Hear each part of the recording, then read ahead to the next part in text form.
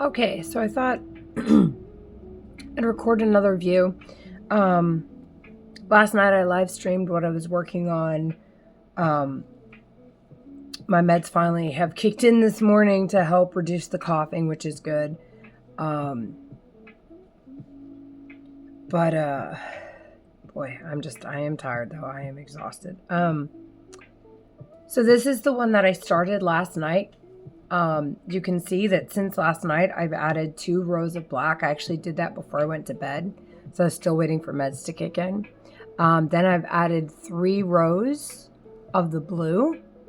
And this color is called Siesta or Poolside Siesta by Hobby Lobby's I Love This Yarn brand. And then this is just black from that same brand, the I Love This Yarn. But I've got a new cake of blue because I ran out completely of the other cake. I'm working on finishing this up so I can seam the shoulder and have the first shoulder done. And then here is the other one. You can see I've only got the black done on this. But this is how you would fold it. So this long strip here, that is going to be the length of your garment, unless of course you add to the bottom, which is what I do.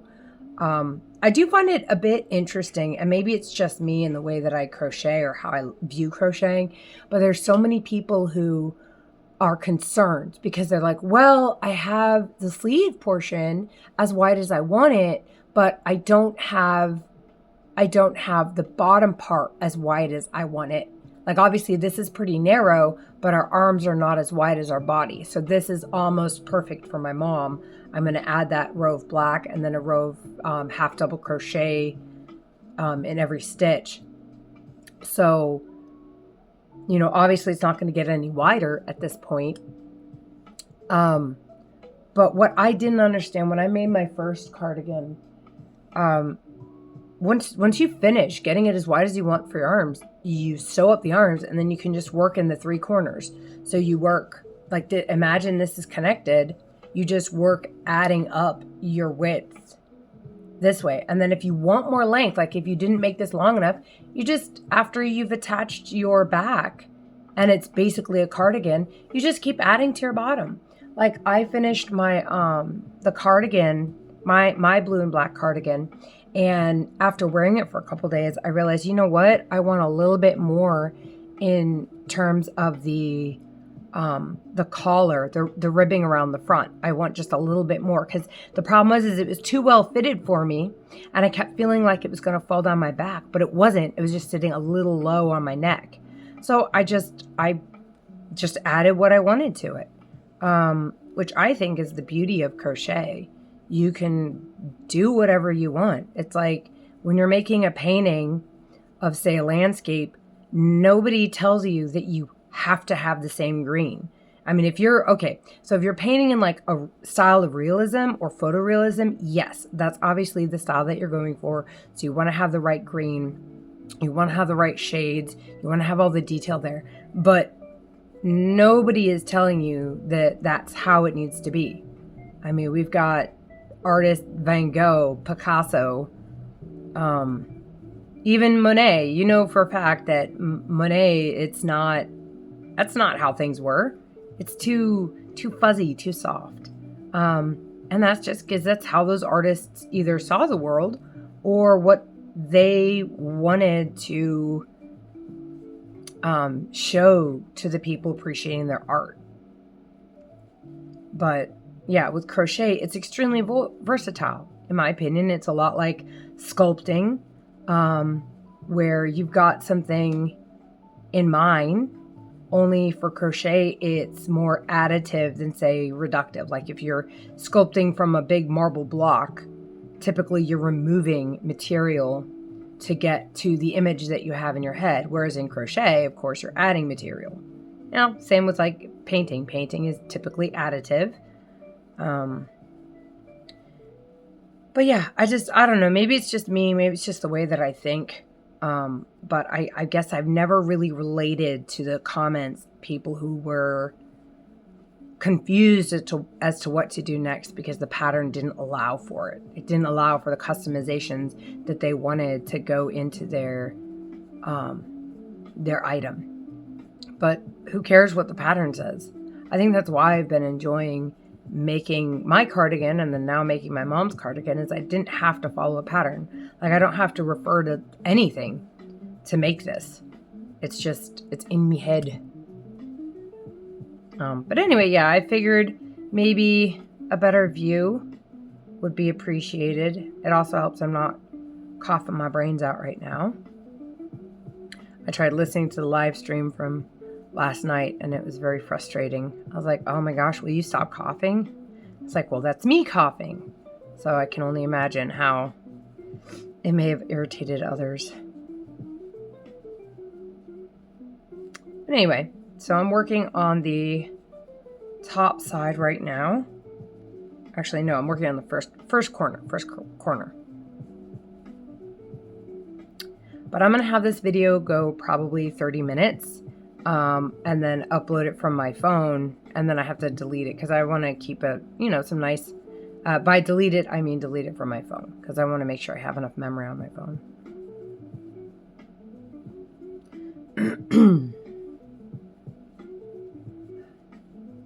Hopefully I have some music playing in the background. I'm hoping it doesn't get copyright struck. I want to say it's AI generated.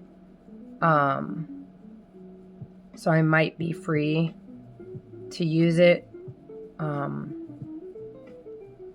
Obviously I'm not making any money from these videos. I'm just sharing little bits and pieces.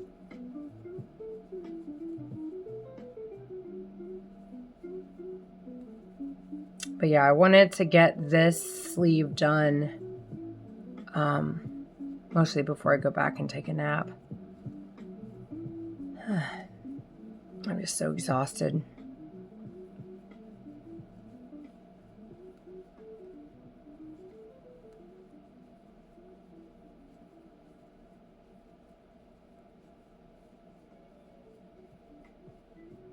Oh.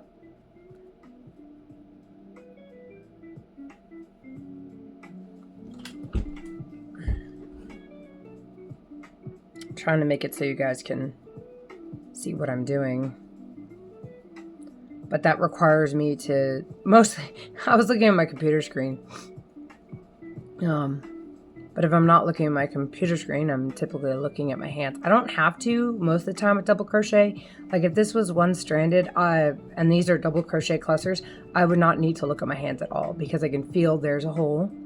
I can tell I've wrapped around once, I've gone in the hole, wrapped around twice, and there's a double crochet. You can't tell because obviously you can't see my face, but I'm not looking at it.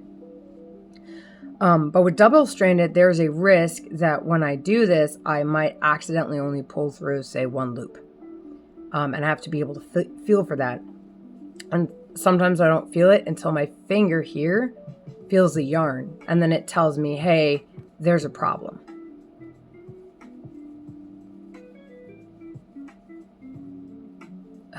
I have the room heater on and the sound is bugging me. I'll have to turn it off in a second.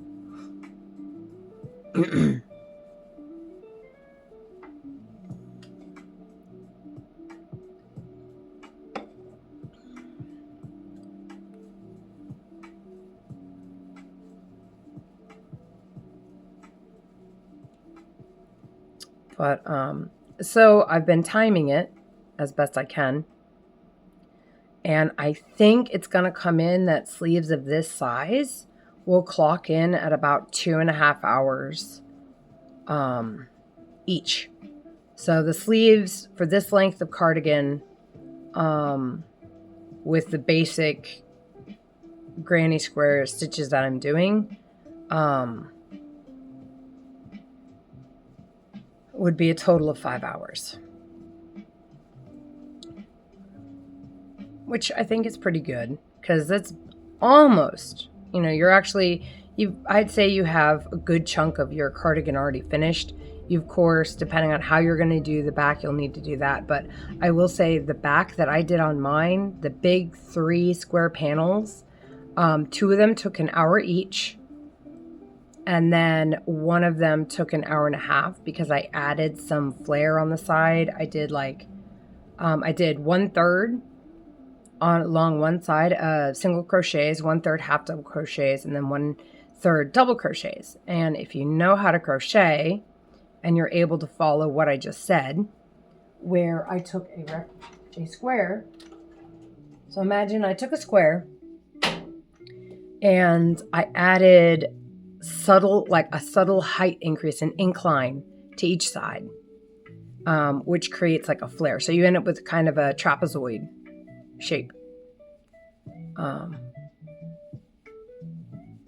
And then the one, it's funny, the small piece that's at the nape of my neck on my cardigan, or just below the nape of my neck, that took an hour and a half because I had all of this pinned up on the mannequin, and I had this one spot that I needed to fill in. And of course, without a pattern, I had to freehand it. So I had to determine, okay, how many rounds around will I want with my color? So whatever the rounds are around, I have to reduce that by however many so how I started it is I chained, and then I worked in the round, and I slowly started adding to it. I knew what the shape needed to be, so it was actually kind of easy for me to do it. I guess maybe that's why it only took me an hour and a half, but it ended up turning out really nice, and it's kind of subtle too. There's not a whole lot of color going into it, so it keeps it from detracting too much from the squares below that have a lot of the detail. I know that doesn't make sense to anyone who's watching this and hasn't seen the short where I show off my crochet, my own blue and black cardigan, but yeah.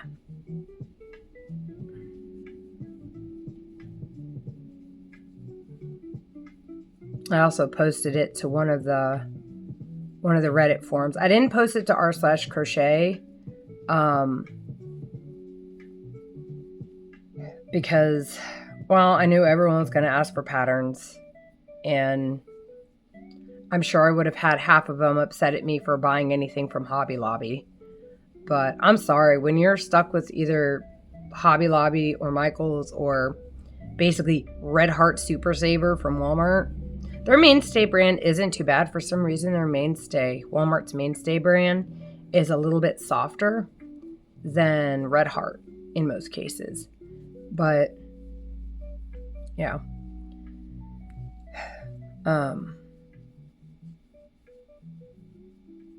Yeah, this stuff is really nice, very soft, and very affordable. And then they also have their sales every other week. Their yarn sales 30% off.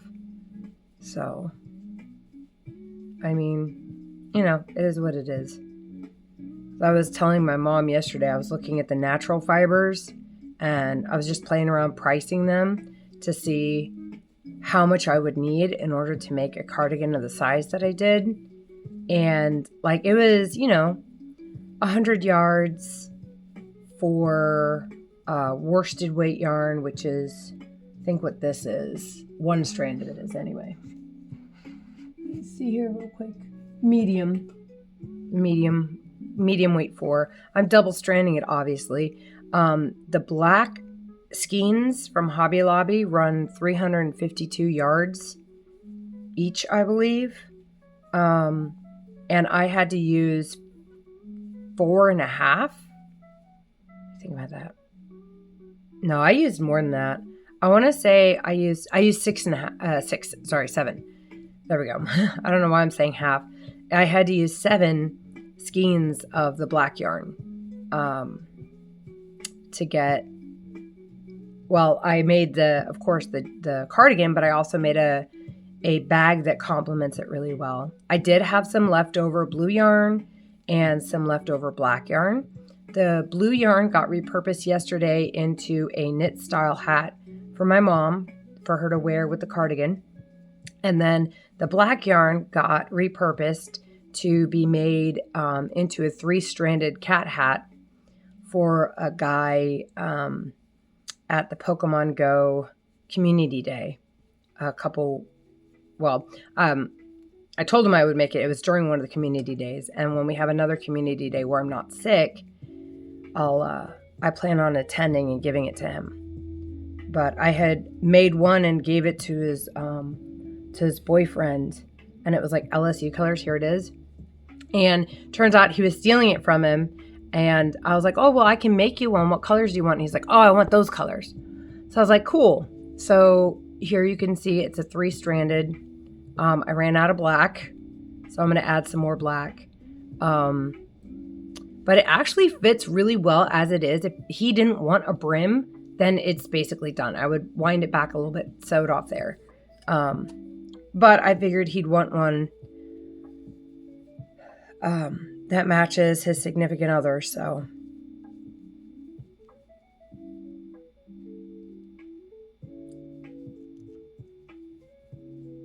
All right. So now I have finished. So let's just take a look at this, right? So if you're like me and you can look at something and you can see all the building blocks that go into this instead of needing a pattern, then you kind of already know what's going on, especially having seen me create this extended piece here. And I think pretty sure that there's some YouTube tutorials out there to make an extended cardigan the way that I have here. But you'll see there's the base. Then we go 1, 2, 3. So there's a total of 4 on this side and 4 on this side. Then I've switched to black, 2 rows of black. Then I've switched back to blue. I've got 3 rows of blue. And then I've switched back to black. This is the last double crochet cluster series I'm doing on this. I'm going to move on up by chaining 2. And now I'm going to do my half double crochets in each stitch across. And at this point, it will be wide enough. The arm part will be wide enough for me to join, and hopefully I'll be able to show you how that looks. So, excuse me. I'm really hoping I don't cough, but I'm just going to put a stitch marker in here so I know where that first one is. But I'm hoping I can get this done in under 30 minutes so I can show you how I do the join. And I will say, so the join, I was watching one of those, I want to say it was a Facebook reel because I actually see them a lot in my Facebook reels. But it is the braided slip stitch join by Nastasia. And it is what I love. I love form and function. I love things that look pretty, but have actual function to them. As an example, right? I absolutely adore the Pyrex vintage Amish butter print in blue. It is gorgeous. I love it. For some reason, it reminds me of my grandparents. And I would love to get the mixing bowls. There's Cinderella bowls, which have kind of like dips on either side. I don't want those. I would want the mixing bowls. The problem is to get a relatively good condition vintage Pyrex blue Amish butter print bowls would set me back around $300. And the thing is if I am buying something for my kitchen, I am going to use it. It is not for display purposes only. I can't do that. Like I have Japanese stoneware plates, this vintage farmyard scene that I received from my mom after my grandparents passed. Little bit of story about this. I tell people all the time about it whenever they comment about the plates when they're coming over for the first time. And I tell them the story. I was visiting home from being in the military on one of my leaves. And my grandparents, one of their favorite things was going to Goodwill in the area. They have this big outlet / distribution. It's where a lot of the donations, I guess, sometimes initially went. I'm not sure, but it was huge. It was bigger than any other Goodwill store I've been in. And when I was there with, I believe it was my mom and my aunt, my grandparents were still at the house that day, I stumbled across a massive collection of these plates. My grandparents had those plates. They never had a lot of them. They had enough, but never enough for everybody in the family who was visiting. When my cousins would come over and we'd be there too. There was never enough of those plates. So we'd have to have paper plates or, plates that didn't match. I was like, oh, well, let me get these. I know that they like them. I know that they have them. So let me go get these for them. And so give me 1 second. I'm actually going to quick check this to see how many I need in this corner. Because again, I didn't follow pattern. So I don't know. It's a whole lot of going back and looking, you know? Let's see here.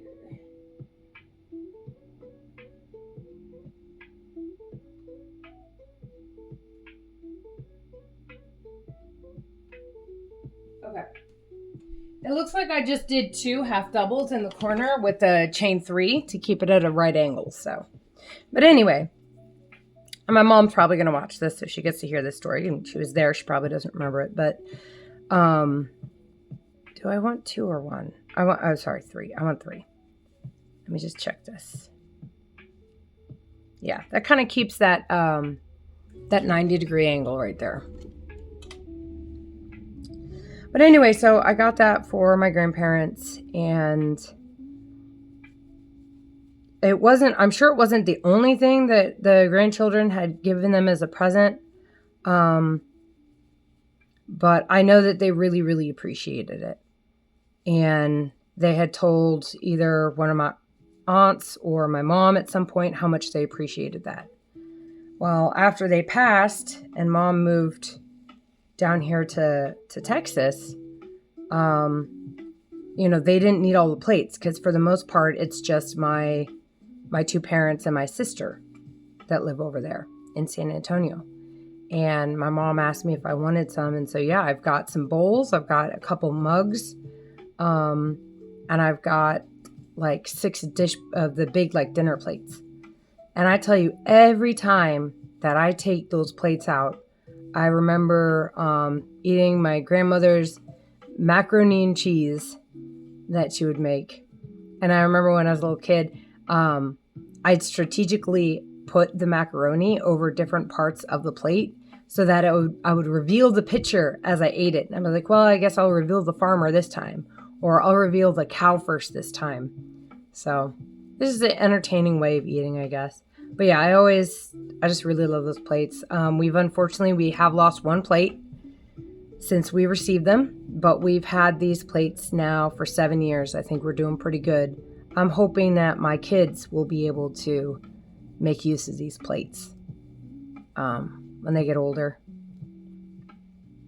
Actually, you know what? I'm trying to think about it. I don't think it wasn't when they came to Texas. That's right. My youngest brother was still in college, and I remember I had it in my car after visiting my parents. I dropped by to visit him when he was still in the he was still driving a motorcycle actually, and I gave him the plastic divider plate, like the plastic kids plate, because I knew he could keep it with him. He liked divider plates because he doesn't like his food touching. And although I don't either, but I'm very careful about what I put on my plate so that they don't touch. But anyway, I knew that he'd be able to carry that in his backpack when he moved, and that if something did happen, it wouldn't break. But it was the same style, like the same print pattern was on it. I don't know if he still has it. He's gone through quite a few moves since I gave it to him. I want to say he was in Florida at one point. He's in the UK now. He was in the UK before, moved to Colorado, so a lot of moving around there, but yeah, hopefully he still has it. If he doesn't, then he doesn't, and it's okay because I gave it to him, so it's whatever he wants to do with it.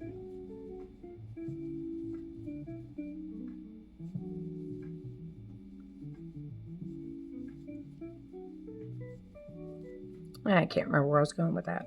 That's okay.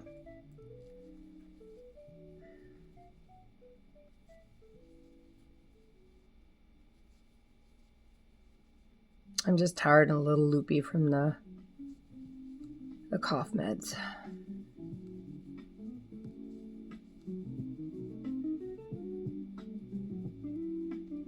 Oh, I hear my rooster outside crowing. They want to be let out. We still have one of my shorts. I showed off the menagerie of animals, aka the birds. So I guess the menagerie of birds. But Cupcake, the guinea fowl, she always now waits outside of the chicken run for her friends to come out.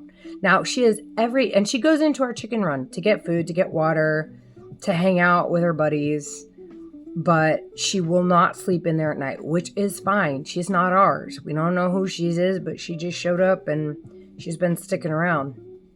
But yeah, she hangs out in front of their coop all day until we let them out, and then she goes and hangs out with her guinea fowl buddy, Hopper.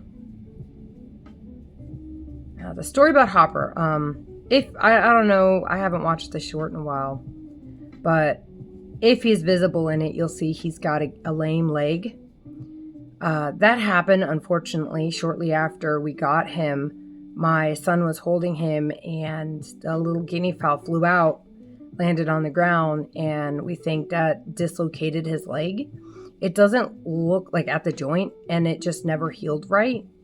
But he does really well for himself. He's very protective of Cupcake now because Ginny the guinea got by the bobcat, which was a sad day. I tell you what, there's something to do with quarter closes. I can't make it out of one lately, it seems, without having an animal die on me. We had to say goodbye to our cat Mischief during Q1 close. Actually, no. It was the week we filed. I think it was 2 days after we filed. She passed away. And then the second week of Q3 close, I was out on a leave of absence over Q2. But for Q3's filing, our husky Maru passed away, cancer. And it was bad. Like, it was throughout his body. We were looking about $20,000 to even try to get it removed and treated, and there was no guarantee that when they got in there to remove stuff that it hadn't spread anywhere. And it was bad. It was actually siphoning off nutrients from his body. So, it was a tough decision, but he was having trouble walking. And where we live, I mean, huskies aren't relegated to a porch. He was survived by his litter mate and sister, Naomi, who did not take it well. It was very, very rough. For weeks, she wasn't letting us sleep unless I had her sleeping on the couch next to me. So I was having really rough sleep as well. So my brother offered to take her to see if she would get along without Maru, with his husky. And his husky had lived with us for going on almost 8 years, until he got a place of his own. So they knew each other. They've known each other since I was pregnant with Nathan. So it's been a hot minute. And they got along really, really well. So, it was really tough, but we essentially gave our dog to my brother Sam. We still cover all of her vet bills, of which she now has some reoccurring. She dislocated her hip permanently, but she's getting along really, really, like, it's insane. If you were to see her, you wouldn't really know that she had a dislocated hip. You might think that she might have like what are they called? Goat heads here, or prickly burrs, or sticker burrs. But you would just think that. All right, so I'll put this in here. All right, so now we have finished the sleeve. You're going to say to yourself, that don't look like a sleeve. Well, not yet. So when I look at this is the square I think I showed during one of the videos during the live stream yesterday. But you can see here, it's a square. Now granted, if I do this, it's no longer a square. But when I want to turn it into a sleeve, I take this corner to this corner. So watch. And now we have the sleeve. So I'm going to be doing the Nastasia join, and then I'm going to stop recording, and I'm going to go to bed. Excuse me. For the Nastasia join, I found it's really difficult for me to just start it, mostly because I end up missing a stitch somehow, some way, and I end up having to restart it and restart it and restart it. So I won't be doing that this time. I'm going to line it up ahead of time. I'm going to start it on the first chain, or the middle chain, because that's right, I did 3. And these are worked in the back loop, but from the top. So looking at it from the top, like this, I'm going to be working in the back loop. I know this is very difficult to see on a camera, and it happens to be black yarn, but this black yarn is highly reflective to light, so I have no problem seeing the stitches. I know that doesn't translate very well on a camera, but it really is very easy. Like, look at that. You can easily see where your hook needs to go. I say easily see, but obviously if you have vision problems, this will probably not be very easy to be seen. But then about every 5 stitches, I just put in a stitch marker in those back loops. So I make sure I'm staying on track with joining correctly. 5 or 6, I'll do 6 here. Because of course, the closer you put it, the more frequently you're going to have to undo it, because it'll start to hamper your ability to join.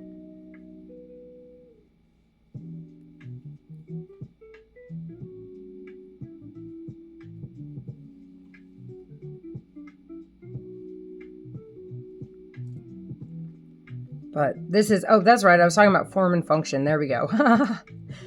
I was about to say, this is why I like this stitch. It has both form and function. Form as in it's got an appeasing form. It's very pretty in my opinion. If you like blue, you might agree with me. Or if just the fact that I'm using variated yarn is too noisy for your eyes, I'm sorry. There we go. I'm just checking. All right, so it looks like I did maybe 2 chains here instead of 3, and that's okay. It's perfectly okay. As long as we've got the main body of it joined together right, it's fine. Because I'm sure I've got plenty, I mean, I do know for a fact I have plenty of little whoopsies in my cardigan, but it's not really whoopsie, is it? I didn't follow a pattern, so how is it a mistake? It just happens to be how my pattern, and yeah, I can tell this is 2 chains and then this is 3, but it's not going to impact anything. It'll be fine. All right, so here, there. Yes, that's 1. And then what I'm going to do is put this one here, and I'm just going to know by putting another one here that I need to connect these 2 to this 1. All right, so here we go. Got it all set up. I'm going to start from the armhole end, and I'm going to work on the right side of my work. Normally when you're doing like slip stitch joins, you work on the wrong side. I'm not going to do that this time. So my cake is running away from me. Yeah. So you make your slip stitch, and you don't put it on your hook yet. Actually going to take my hook. That's what I was talking about. Putting it under.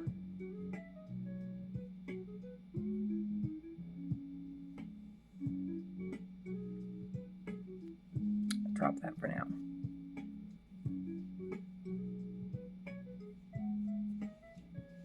All right. And then I need to make sure that stays over there.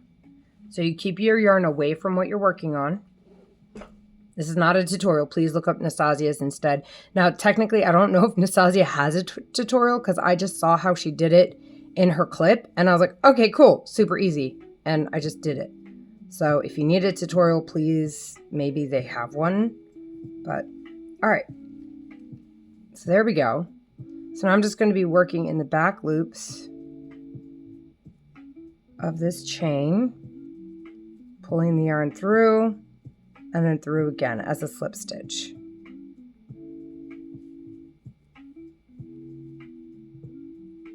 And pretty soon you'll be able to see the pattern. Now, one thing I noticed is it is kind of important. Well, it's always important with crochet work, but it's definitely important with this one to make sure that your tension is good so you don't have too loose of places. And then always make sure you're going into that next stitch. I almost went into not the next stitch. There we go. All right. Okay, so I'm going to undo this one now. I don't want the yarn getting pulled. I'm going to undo this one as well and just do a check-in there. Okay. So here we go. Hopefully you can see that. I'm going to see if I can zoom in. Probably can't because I've already started recording, so can't zoom in, and that's okay.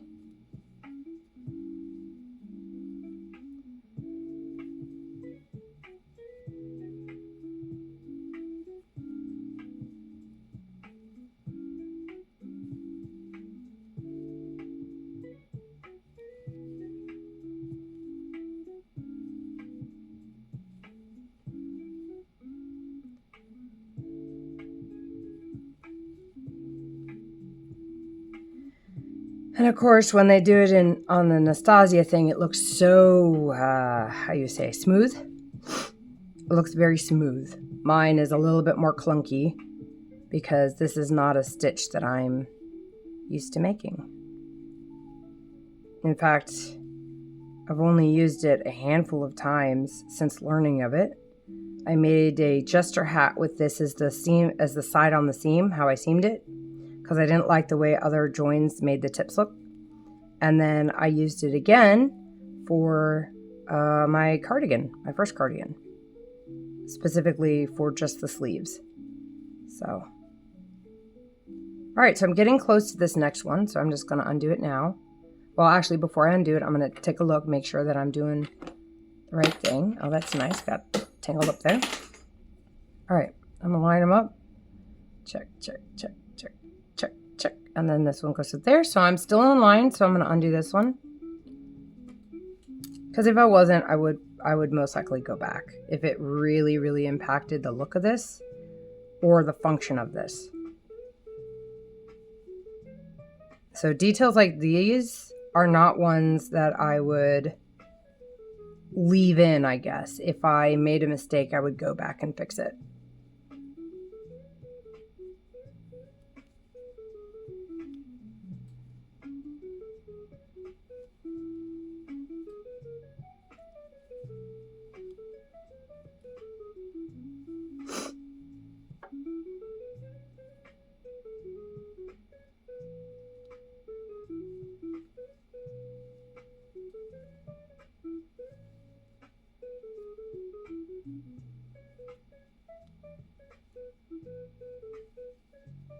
We're getting close to the next one, so I'm going to check it.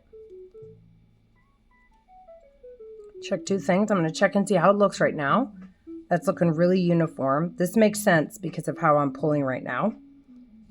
So we're good there. And then let's line this up. Yep, yep, yep, yep, yep. And then that one goes to there, so we're good. I'm going to remove this one. Of course, I'd pick the blue ones. I wasn't even intending on picking the blue ones. I just picked one of them. I guess I'm in my blue phase.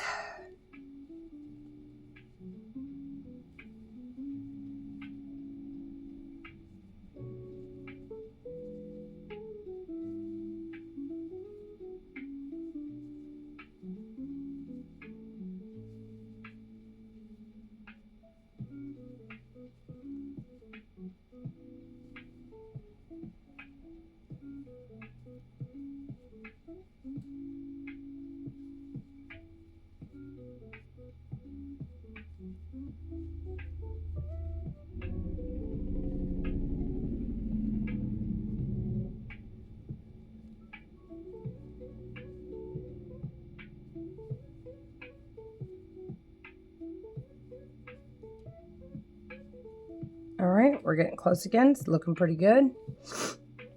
What's funny is like sometimes it really, I wouldn't say it's funny. I guess it's interesting. Sometimes the color changes in the two skeins line up really, really well. Like right here where they both transitioned from this dark blue to this dark teal, and then transition back to that dark blue. I'm going to check and make sure I'm still lined up. Line. Yep, still good. Well, yeah, still good. Take that one off.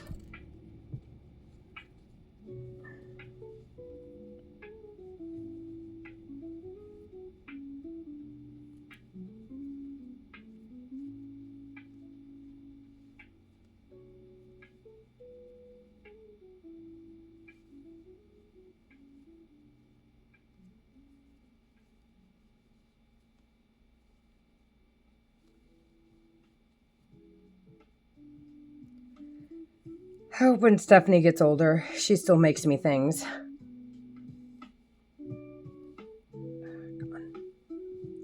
My daughter Stephanie, she loves to draw. She likes drawing me little notes and little robots and me and her.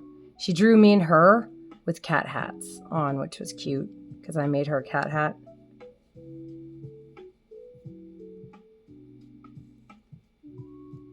And yes, Mom, every time I get a letter from her that says, I love you, Mom, it makes me think of the stories you've told me where I would give you letters that would say Mom. And then when you turn it, I would be very specific. You could turn it upside down and see, wow. So I remember that. All right, so we're nearing the end, and I have to remember that the one side closest to me has the 2 chain, and the one side furthest from me has the 3, which means I'm going to have to crochet twice in the first chain, which is not a problem because I don't need to follow a pattern. Maybe that's just what my pattern calls for.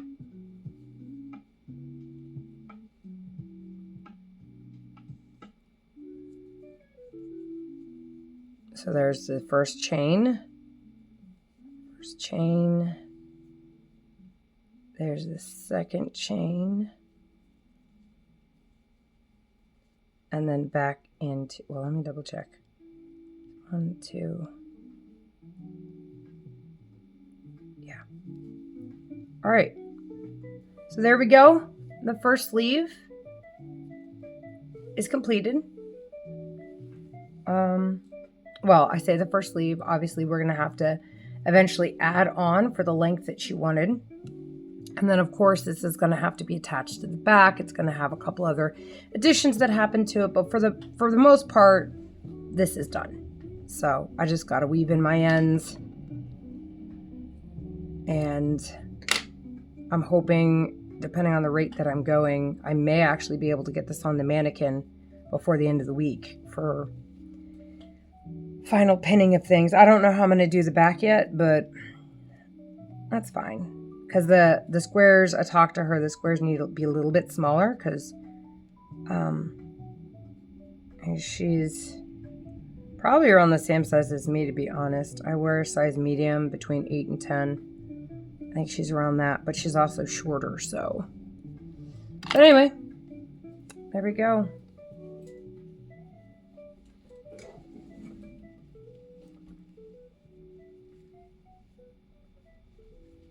All right.